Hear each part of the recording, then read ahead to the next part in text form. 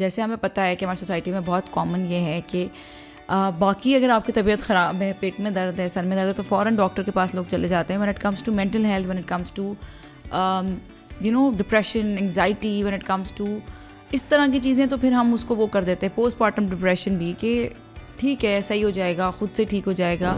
तीन basic health है ना, physical, mental and emotional, right. अब मैं क्या करती हूँ कि मैं दूसरों की प्रेजेंस इन माय लाइफ को डिटरमिन करती हूँ मेरी मेंटल एंड इमोशनल सैनिटी के ऊपर. नहीं, हम समझते हैं कि नहीं जी हालात खराब हो तो मूड खराब होता है. ऐसा नहीं है. बाज़ औक़ात हालात खराब होते हैं, मूड ठीक होता है. और आज मैं बात करूंगी about 5 mental health risks many lactating moms face. How do you know that you need help? How do you know, कैसे पता चलता है कि आपको थेरेपी की ज़रूरत है?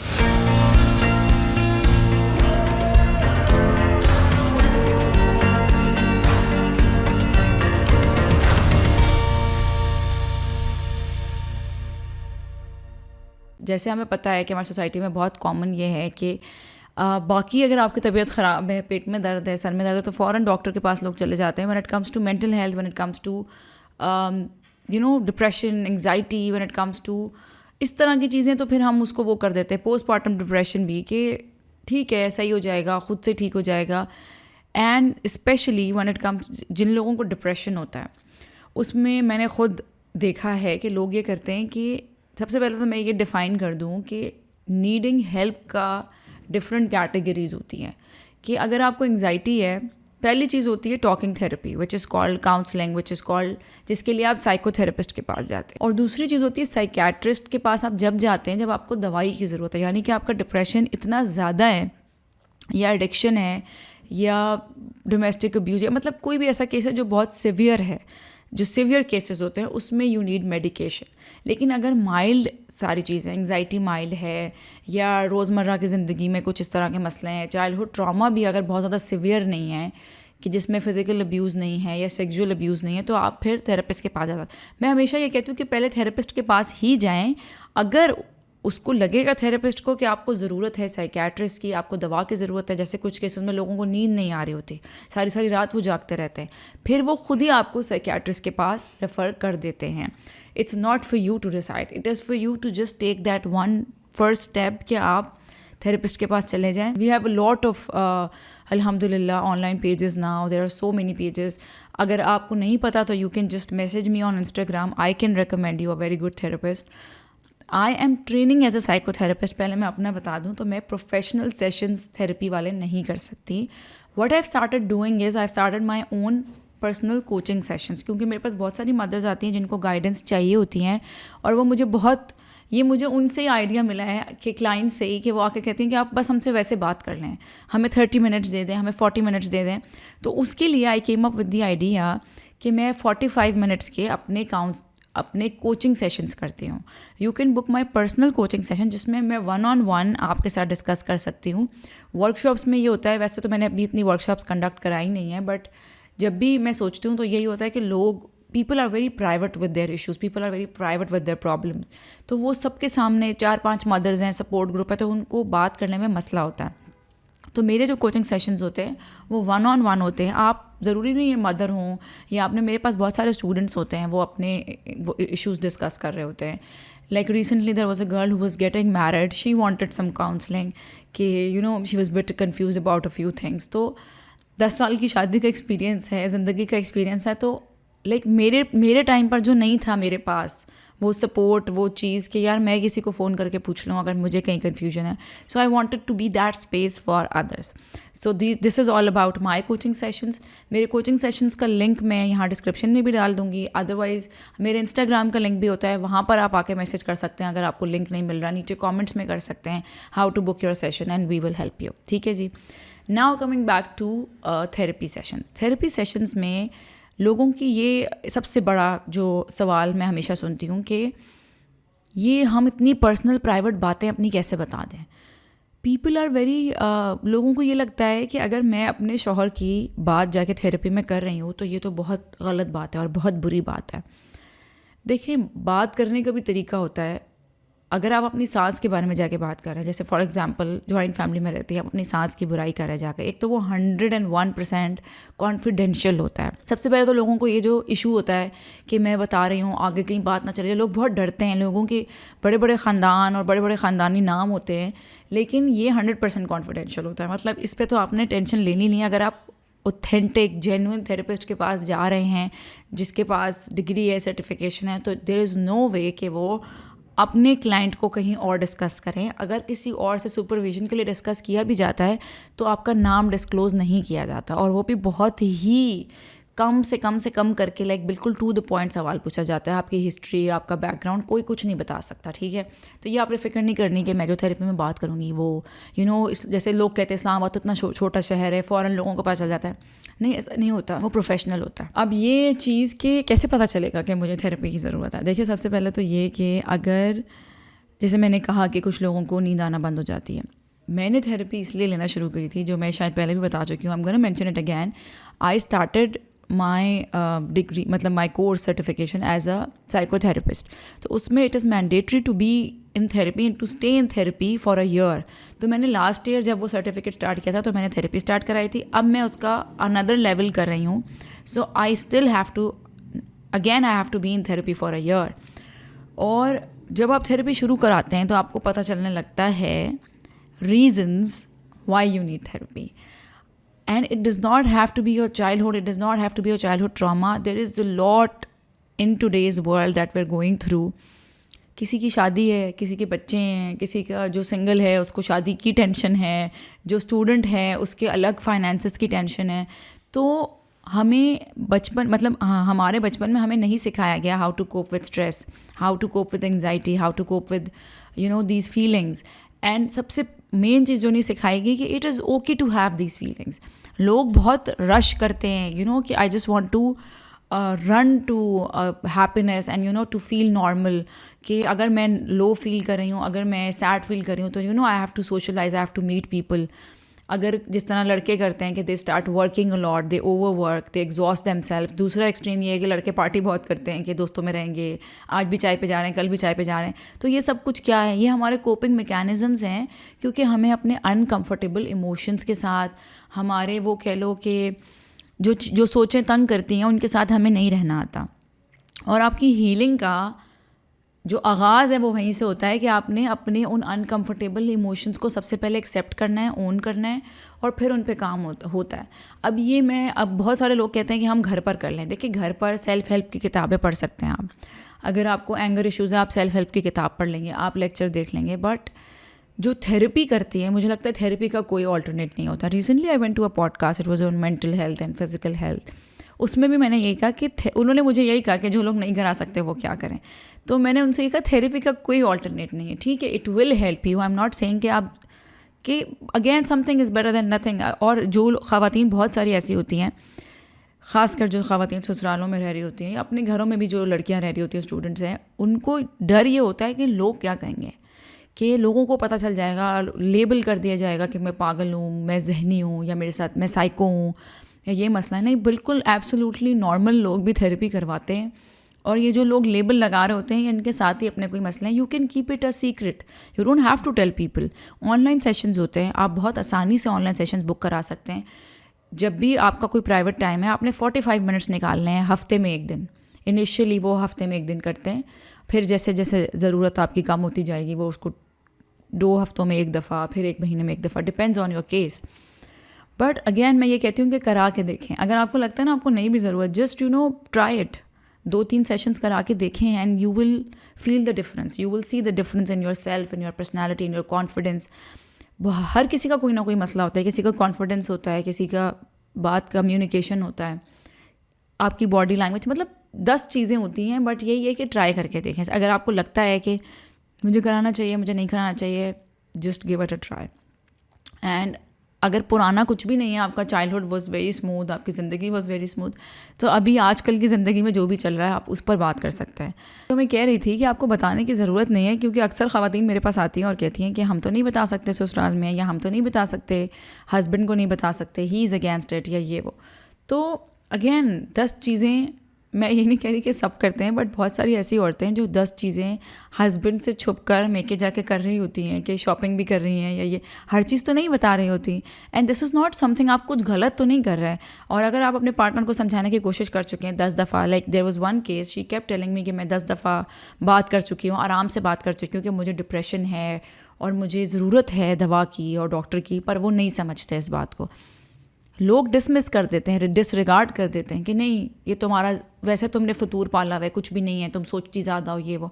बट आई कैन टेल कि कोई सोच के अपने आप को क्यों डिप्रेशन कराएगा. जिसको हो रहा है वही तो कंप्लेन कर रहा है.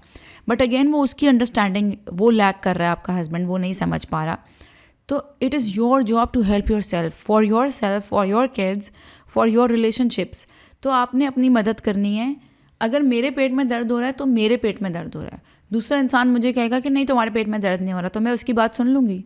मुझे पता है ना कि मुझे दर्द हो रहा है, तो आपको पता है कि आप क्या फ़ील कर रही हैं, आपको पता है आप किस तकलीफ़ में हैं, आप क्या महसूस कर रही हैं.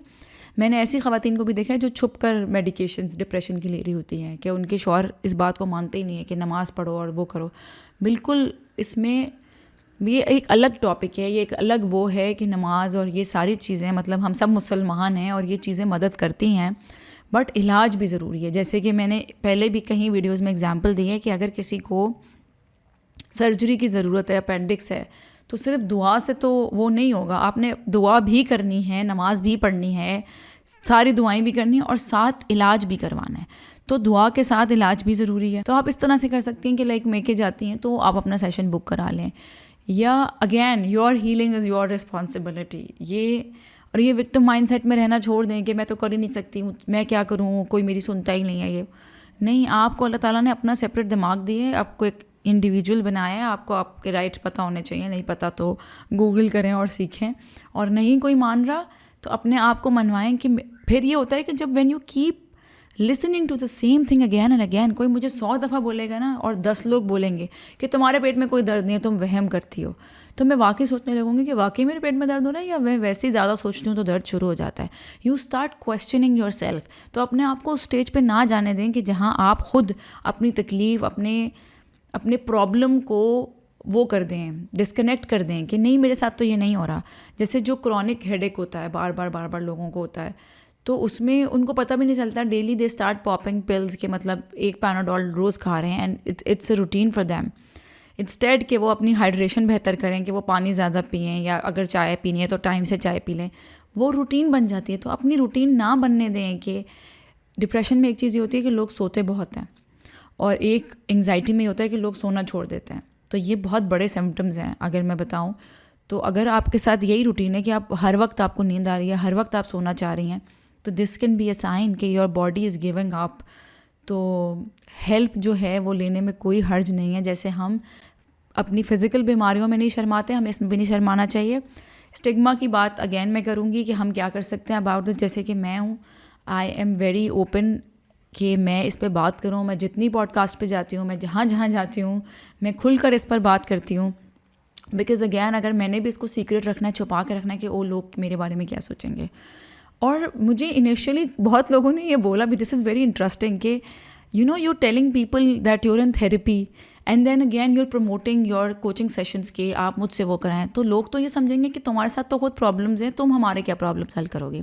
तो मैं आपको ये बताऊं कि जितने भी थेरेपिस्ट होते हैं और ये सब थेरेपी में होते हैं. Because it is not easy. When I listen to other people's problem, मैं एक इंसान हूँ और इंसानों में ये कैपेसिटी होती है कि वो दूसरे का पेन कैरी करते हैं. तो व्हेन आई हेयर अबाउट, ठीक है वो मेरे लिए कंप्लीट स्ट्रेंजर है, but when I am talking to her and she is sharing her deepest trauma या डीपेस्ट पेन, तो मैं एक इंसान होते हुए वो कैसे महसूस ना करूँ. मुझे सेशन के बाद भी थोड़ी देर अपनी बॉडी में फ़ील होता है. It is a lot to you know, बहुत हैवी इमोशंस होते हैं. तो मुझे फिर वो अपनी थेरेपी में प्रोसेस करने होते हैं. And it happens to my therapist also, she is in therapy also. तो ये एक साइकिल होती है. ऐसा नहीं होता कि अगर मैं थेरेपी में हूँ तो मैं किसी की क्या वो करूँगी. क्यों, अगर किसी अगर कोई डायबिटीज़ का डॉक्टर है तो उसको डायबिटीज़ नहीं हो सकती. ये बड़ी हमारे यहाँ तो ये भी देखते हैं ना कि अगर कोई डेंटिस्ट है तो उसके अपने दांत सही हैं. तो इस तरह से नहीं होता, थेरेपी डिफरेंट होती है. किस कंप्लेन से ज़्यादातर, जिस तरह स्ट्रेस है या डिप्रेशन है, एंग्जाइटी है, यू नो किस उससे लोग ज्यादातर आपके पास आते हैं, और लोगों को पता होता है कि उनको जरूरत है थेरेपी की, या वो वैसे ही आते हैं किसी के रेफर करने पर? अभी तो ये है कि इरम, अभी तो सोसाइटी में बहुत ज़्यादा जो कॉमन मुझे लगता है ना, वो है आपका स्ट्रेस, डिप्रेशन, एंजाइटी, और जो उसके एक्सटर्नल फैक्टर्स हैं, जो रीजंस हैं जिनकी वजह से वो होता है, वो बहुत ही बेसिक रीजंस हैं, लेकिन वो रीजंस हैं जिनको हम अटेंशन देना नहीं चाहते, because they're so basic, they're so day to day reasons बनते हैं वो हमारे लिए कि हम लोग उनको इतनी तवज्जो देते ही नहीं है, और वही बेसिकली प्रॉब्लम्स होते हैं, जबकि जो जितना बढ़ते जाते हैं, नर्चर होते जाते हैं, एम्पलीफाई होते हैं, and then eventually it becomes a full blown symptom that you feel in your life. अब दूसरा उससे रिगार्डिंग ये कि लोगों को ये चीज़ें बहुत हद तक पता होती हैं, लेकिन ये भी है कि कुछ लोगों को डिनाइल में रहने का भी एक वो होता है कि बहुत सारे लोग कहते हैं कि पता नहीं हमें जाना चाहिए कि नहीं जाना, तो ये पता नहीं का क्या? अच्छा, एक तो मुझे ये बहुत बड़ी कंप्लेन खुद है लोगों से कि आप लोगों के लिए हम जो थेरेपिस्ट होते हैं या साइकेट्रिस्ट होते हैं, साइकोलॉजिस्ट होते हैं, वो एक लास्ट रिजॉर्ट क्यों है? लोग हमारे पास सब जगहों से हो के सब कुछ कर करा के, अगर किसी को दम करवाना है, दरूद करवाना है, किसी को जिन है, किसी को मेडिकल डॉक्टर्स के पास भी चले, मेडिकल डॉक्टर्स के पास भी आप चले जाओगे, लेकिन आप हमारे पास तब आएंगे कि अच्छा हम सब जगहों से होकर आ चुके हैं, अब आप हमें बताएं कि ये चीज़ है या नहीं है। तो वो बेसिकली आपको, जो मैं बहुत सिंपलेस्ट एग्जांपल में जो मैं अब लोगों को बताती भी हूँ, कहूंगी कि अगर आपको अपनी एग्जैक्टली, और वो हमारे पास तब आते हैं जब चीज़ें बहुत ख़राब हो चुकी होती हैं, and it takes quite a time for the other person to manage it on their own. आपको जब भी कभी अपनी लाइफ में कोई स्लाइटेस्ट डिस्कम्फर्ट भी लगे, अब वो बात है कि साइकोलॉजी सिर्फ उन चीज़ों के लिए नहीं रह गई कि आपके लिए सिर्फ एक प्रॉपर डिसऑर्डर होना ही साइकेट्री में आपको बहुत बड़ा ट्रॉमा है, कोई पोस्ट ट्रॉमेटिक, आप उसकी मैनेजमेंट के लिए आ रहे हैं। अब आपके लिए ये है कि अगर आप स्लाइटेस्ट डिस्कम्फर्ट में भी हो, आपके लिए कोई रफ पैचेस चल रहे हैं, आपको किसी चीज की क्लैरिटी नहीं आ रही, मुसलसल परेशान है, बेचैन है, recurrence of anything happening in your life, आपको खुद से क्लैरिटी नहीं मिल रही, आपको कंफ्यूजन हो रही है, आप उसके लिए भी हमें कंसल्ट कर सकते हो। It's only about having another perspective about things, in the simplest of the terms. अब ये है कि बहुत माशाल्लाह अब तो मैं देखती हूँ कि पेरेंट्स बहुत इस चीज़ को एक्सेप्टेंस देना शुरू हो गए हैं। हमारे पास बच्चे इस तरह के आते हैं जिनको लिटरली पेरेंट्स उनके एग्जाम से पहले लेकर आते हैं, मेरे बच्चे को एग्जाम स्ट्रेस होता है, आप उनको कंसल्ट करें। एग्जैक्टली, तो वो बड़ा अच्छा लगता है कि लोग अब इस चीज़ को ना, इतनी एटलीस्ट अवेयरनेस है कि लोग इसको एक्सेप्टेंस दे रहे हैं कि वाकई बच्चों में ये प्रॉब्लम हो सकती है, जिसको हम बहुत हद तक कहते हैं ना बच्चा इररिस्पॉन्सिबल है, पढ़ना नहीं चाहता। स्ट्रेस से याद आ रहा है कि मुझे खुद बहुत एग्जाम्स का स्ट्रेस होता था कि ग्रेड्स मेंटेन करने हैं या हाई अचीवर होना है तो मेडिकल में एडमिशन मिलेगा, वो सारी चीजें, और कोई पता नहीं चलता था किसी को कि अच्छा एग्जाम का स्ट्रेस है तो है कोई मतलब है तो है कि मैनेज कर लो खुद ही। नहीं, अच्छा पता है ये मेरे साथ खुद होता था कि मुझे अगर कभी पढ़ाई नहीं हो रही और मुझे बहुत स्ट्रेस होता था, तो मुझे अगर पढ़ाई नहीं हो रही मैं अक्सर रोना शुरू हो जाती थी। मतलब वो मुझे इतना ओवरवेलमिंग लगता था ना कि मतलब मेरे से नहीं हो पा रहा, नहीं यार मेरा तो रोज का था कि मतलब हर एग्जाम से पहले आखिरी दिन में I would literally tell my mom, और मुझे जो सबसे पहला जो आता था ना वो मुझे सारा कहा जाता था कि तुम ना, अच्छा मुझे टीचर्स भी ये कहते होते थे, मेरी अम्मा को इतनी कंप्लेन रहती थी, मुझे कहती थी कि टीचर्स हमेशा कहती है she is such an intelligent student, she is such a bright student, ये केयरलेस है, ये इररिस्पांसिबल। और अम्मा कहती थी मैं नहीं हूँ, इट्स जस्ट दैट मेरे से नहीं हो रहा, मतलब मुझे जेन्युइनली प्रॉब्लम है, मैं फील कर रही हूँ कि आई am not okay studying this, I am not okay in this exam, मुझे स्ट्रेस हो रहा है। एटलीस्ट तो मैं अपने फीलिंग्स का वो तो था ना, लेकिन वो बात है कि उस टाइम पे उनको केटर नहीं किया जाता था, ऑफ कोर्स नहीं किया जाता था, इतना आपके पास अवेयरनेस नहीं थी, लोग इतनी बात नहीं करते थे। अगर हम बहुत कैटेगोरिकली लेकर चले ना, तो आपकी 3 बेसिक हेल्थ है ना, physical, mental and emotional, right. अब मैं क्या करती हूँ कि मैं दूसरों की प्रेजेंस इन माय लाइफ को डिटरमिन करती हूँ मेरी मेंटल एंड इमोशनल सैनिटी के ऊपर। मुझे वो सुनेगा तो मैं बेहतर महसूस करती हूँ, मुझे ये स्पेस मिलेगी तो मैं बेहतर हो जाऊंगी, वो मुझसे बात करता है तो मैं बेहतर महसूस करती हूँ, मुझे कोई ये स्पेस देता है या मुझे कोई ये फीलिंग देता है, या मुझे if I get this particular opportunity, या if I have this particular person with me, if this person shows this particular gesture to me, तो मैं बेहतर महसूस करूँगी। So basically knowing yourself. Basically मैं क्या कर रही हूँ यहाँ पर कि मैं अगले बंदे को वो अथॉरिटी या पावर दे रही हूँ कि वो मेरी हैप्पीनेस को डिटरमिन करे, राइट।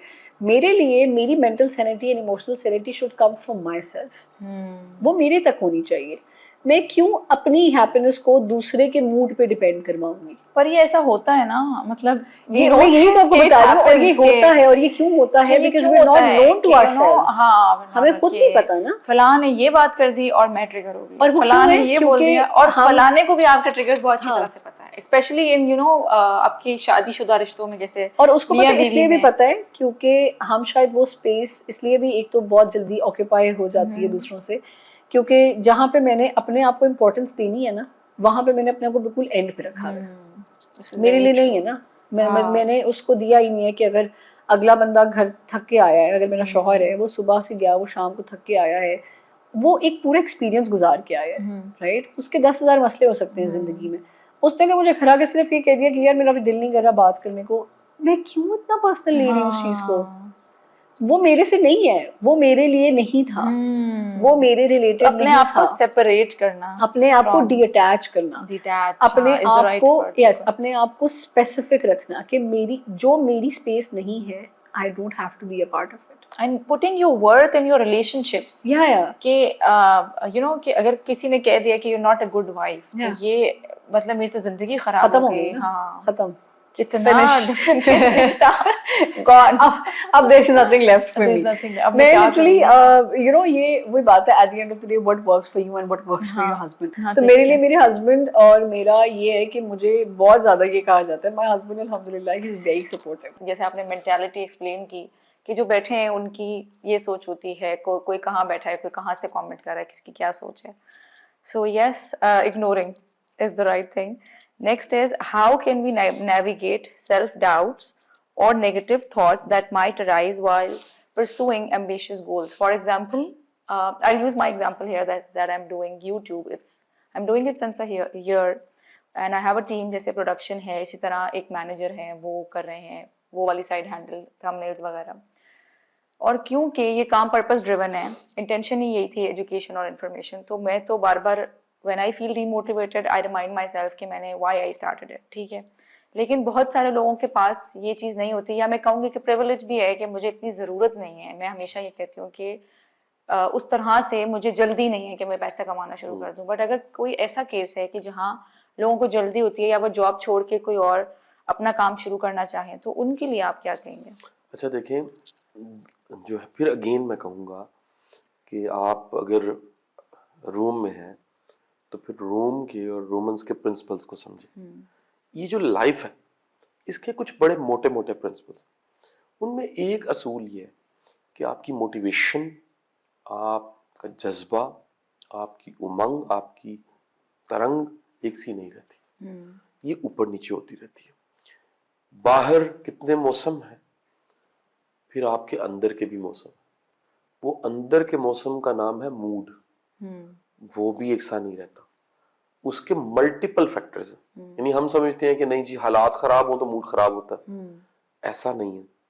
बाज़ औक़ात हालात खराब होते हैं, मूड ठीक होता है बाज़ औक़ात, और बाज़ औक़ात सब कुछ बाहर अच्छा होता है और मूड खराब होता है।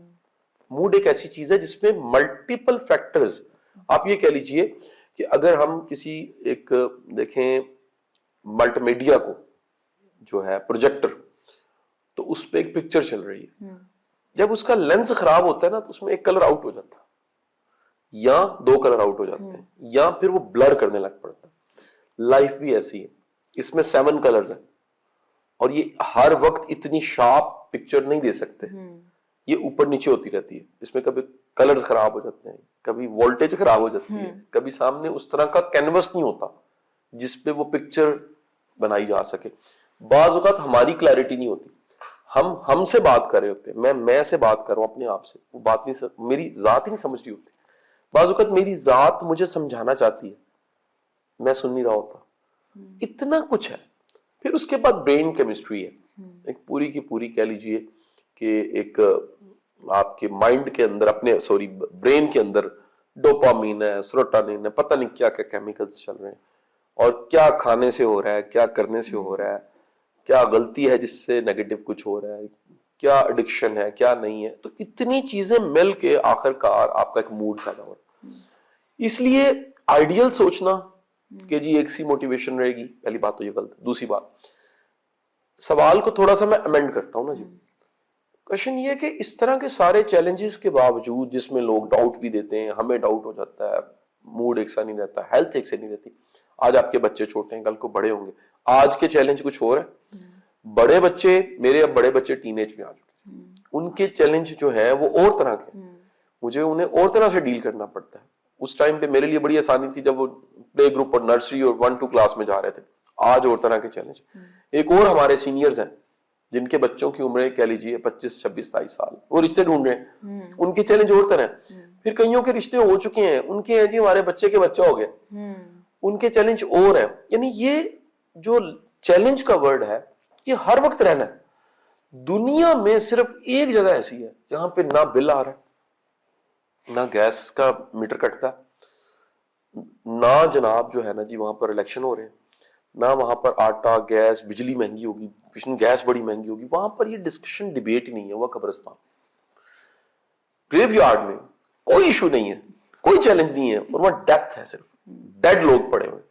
जिंदा इंसान अगर दुनिया में आ गया, पहला सांस उसने लिया है मां के पेट से आते और आखिरी सांस तक कोई ना कोई चैलेंज रहेगा, कुछ ना कुछ रहेगा। ये नहीं हो सकता। कभी आपके फाइनेंशियल मसले आएंगे, अच्छा वो हल हो जाएंगे तो पता लगेगा जनाब इमोशनल कुछ सीन ऑन हो गया, अच्छा वो सेटल हो गया, शादी हो गई है, पता लगा जी जिससे इतनी मोहब्बत से शादी की उसे फटा हो गया, उसका सेलफोन आपके हत्थे लगा, पता लगा जनाब वो तो चैट करता फिरता है और उसने नाम राशिद रखा हुआ है और अंदर जनाब वो रशीदा है ठीक है कि नहीं। तो एक नया मसला चैलेंज आपके सामने आ, फिर उसने कसम खाई, पांव पकड़े, कुरान पे हाथ रखा, उसने कहा कि मैं कसम खाता हूँ आइंदा नहीं करूंगा। अब वो एक्सपोर्ट हो चुका। अब एक दिन आपको अचानक पता लगता है उसकी गाड़ी के अंदर से एक सेलफोन एक्स्ट्रा निकला, वो कहता है मेरे दोस्त का है, बेटर एट हाइडिंग उसने वो स्किल्ड, अब वो फनकार बन चुका है। एक नया चैलेंज आ गया। मैं बताना चाह रहा हूं आपको, लाइफ की हर स्टेज पे, हर चौराहे पे कुछ प्रो एंड कुछ कॉन्स पड़े हुए। कभी भी ऐसे नहीं हो सकता कि हर वक्त कैंडीज ही हो, कभी भी ऐसे नहीं हो सकता कि दामन में हर वक्त फूल गिर रहे हो, कांटे आएंगे। मैं आपको बड़ी इंटरेस्टिंग, हम ये सब जो कंटेंट प्रोड्यूस करने वाले लोग हैं, यूट्यूब पे हैं और लिखने बोलने वाले लोग, 99% फीडबैक भी अच्छी हो रहा, एक नेगेटिव कमेंट भी हम मैटर करते हैं। हाँ बिल्कुल सही कह रहे हो।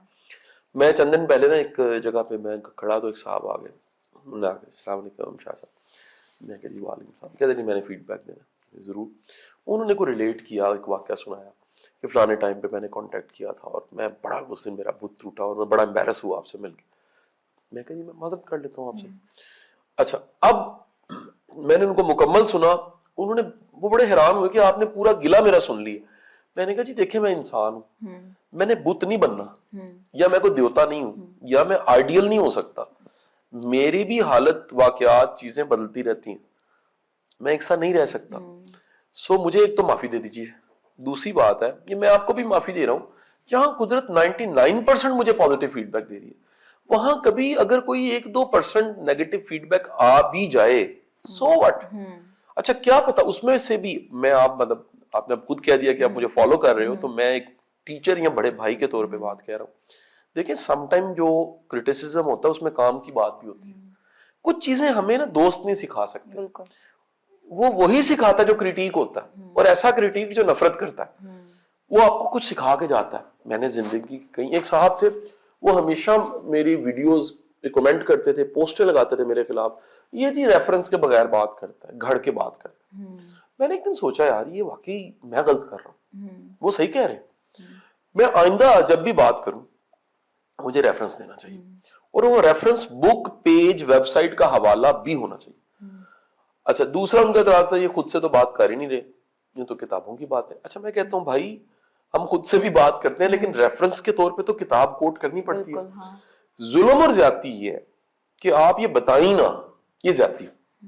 2-3 सालों में आप देखिए मेरी जितनी वीडियोस है उसमें रेफरेंस आता, हदीस हो, कुरान हो, किताब का हवाला, किताब का टाइटल, कुछ हो, कहीं हो, कोई वाकया हो, मैं उसको प्रॉपर एडिटिंग में ऐड करवाता हूं, फिर उसको क्रॉस चेक करता हूं कि वो सारे हवाले ठीक है। बल्कि मेरी टीम, जैसे इधर बैठी आपकी टीम, मेरी टीम में जब बोल रहा होता हूं तो वो रेफरेंस लिखते जाते हैं कि सर ने ये कहा था, इसका सर से रेफरेंस पूछना है, वो पूछ के उसको फिर एडिटिंग में ऐड करवा देते हैं। तो फीडबैक या डाउट देने वाले हर दफा नेगेटिव नहीं होते, बाज औकात वो काम के बंदे होते हैं। देखिए एक और आपको बड़ी मजे की बात बताऊं, हमें क्वालिटी, एक ना चीजें होती है ना, चाइना से चीजें आती हैं, मोबाइल फोन, एक्सेसरीज, के ऊपर लिखा होता है QC चेक, यानी कि क्वालिटी कंट्रोल जो है ये डन है, इसको क्वालिटी वाइज देख लिया गया, ये इस काबिल थी कि इसको बेच दिया जाता। गुजारिश ये है कि आपका तो कोई क्वालिटी का डिपार्टमेंट नहीं, ना मेरा कोई डिपार्टमेंट। मेहरबानी उन सब दोस्तों की जो दिल से तनकीद करते हैं और हमें कुछ सिखा जाते हैं। इसमें जो चैलेंज है, मैं समझता हूँ हमारा चैलेंज क्या, उन बेचारों का अपना चैलेंज है जो तनकीद नफरत से कर रहे हैं, तनकीद बराए तनकीद, ये कोई ना कोई कीड़ा निकाल देना, उसको इग्नोर करने के अलावा कोई ऑप्शन। और आज मैं बात करूंगी about 5 mental health risks many lactating moms face. So number 1 is latch challenges and lack of support. सबसे बड़ा चैलेंज जो इनिशियली मदर्स फेस करती हैं, लैक्टेटिंग मदर्स, दैट्स लैचिंग। और हॉस्पिटल में जो थोड़ी बहुत हेल्प मिल रही होती है इनिशियली 1 to 3 डेज़ के बाद, जब मदर डिस्चार्ज होती है तो वो हेल्प और वो सपोर्ट भी ख़त्म हो जाती है। और मुझे लगता है जो हॉस्पिटल की हेल्प है that is not enough, that is very very less.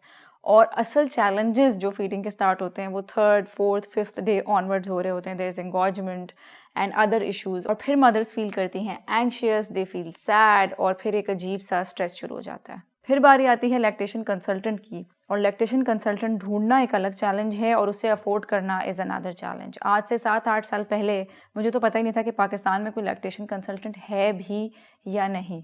And just because there is no prenatal education, तो मदर्स को लगता है कि वो एबल ही नहीं है ब्रेस्ट फीड कराने के, और उनसे फिर चैलेंजेस फेस ही नहीं किए जाते ब्रेस्ट फीडिंग के। पहले बात करते हैं प्रिविलेज्ड मदर्स की, यानी कि जिनके पास सपोर्ट है, स्टे एट होम मदर्स हैं, उनके पास ये आसानी है कि वो फुली कॉन्सेंट्रेट कर सकें इस काम में। उनका सिनेरियो डिस्कस करते हैं। वो भी एग्जॉस्ट हो जाती है मुसलसल ब्रेस्ट फीडिंग पम्पिंग, और फिर उसकी वजह से क्या होता है, burnout, you feel disconnected with your baby, relationship issues होते हैं और साथ स्लीप इश्यूज़ भी होते हैं। और फिर वो मदर्स जो ज़रा लेस प्रिविलेज्ड हैं, जिनके पास उस तरह से सपोर्ट नहीं होती, हेल्प नहीं होती, या बच्चे बड़े होते हैं, तो फिर वो अपना टाइम मैनेज करने के लिए, अपनी सैनिटी मैनेज करने के लिए फार्मूला का डिसीजन लेती हैं, तो they end up feeling guilty and they end up feeling ashamed about it, और उसकी वजह से फिर they go into postmortem depression. So this journey, breast feeding journey and its challenges is associated with lot of mental health risks. और फिर weaning is another story, and if you decide to wean abruptly because of any reason, कोई भी आपका हो सकता है, उसकी वजह से आपकी ब्रेन में एक हार्मोनल शिफ्ट होता है which again is connected to postpartum depression.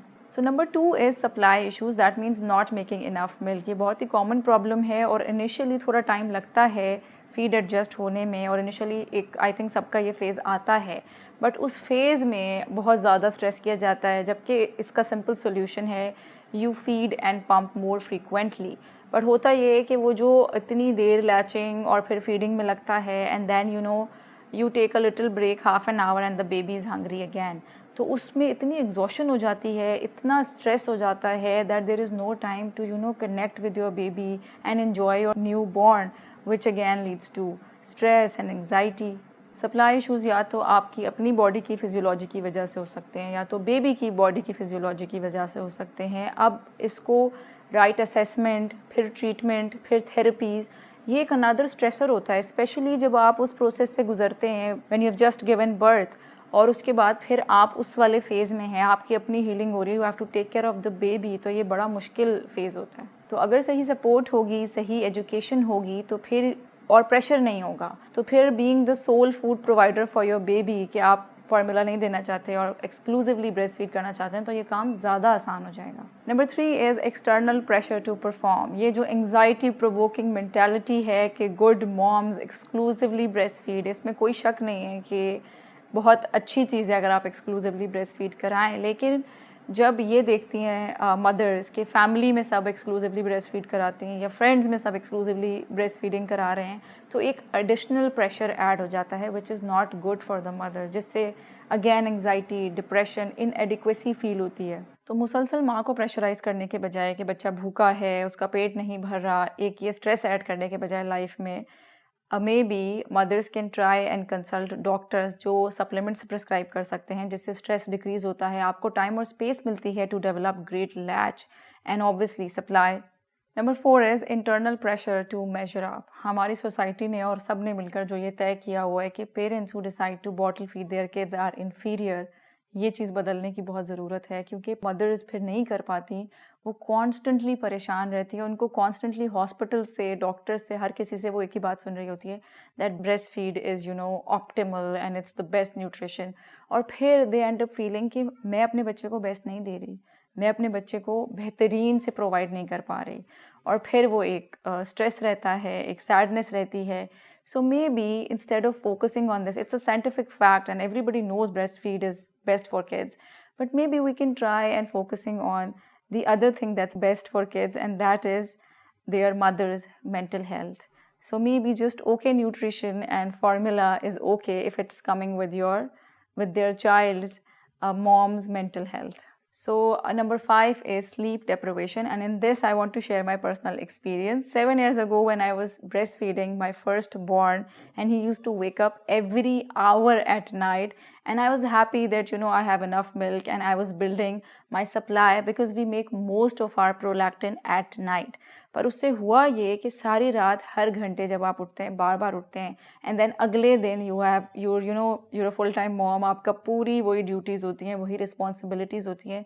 तो मैंने अपनी एक adult full sleep cycle complete नहीं की महीनों, फॉर मंथ्स, जिसकी वजह से आई डेवलप्ड पोस्टपार्टम साइकोसिस. उसकी वजह से I was paranoid, I was experiencing intense emotions, I was not able to think logically और क्लियरली, और मुझे अजीब कुछ हो गया था कि मैंने सोना ही नहीं है, क्योंकि जब मेरी आंख लगती थी मुझे पता था कि ओ अब ये उठ के फिर I have to breastfeed. उस वजह से इतना मेरे अंदर फेयर आ गया था कि मैंने कहा बस मुझे सोना ही नहीं है. I use to just read articles and I use to read about motherhood, I use to just scroll my phone, और मैंने वो बहुत टफ टाइम देखा. यूजुअली जो ब्रेस्ट फीडिंग मदर्स होती हैं वो प्रेफर करती हैं bed sharing with their child because it's easier, लेकिन उसमें भी there is shame and guilt, क्योंकि वो डेंजरस है बच्चे के लिए.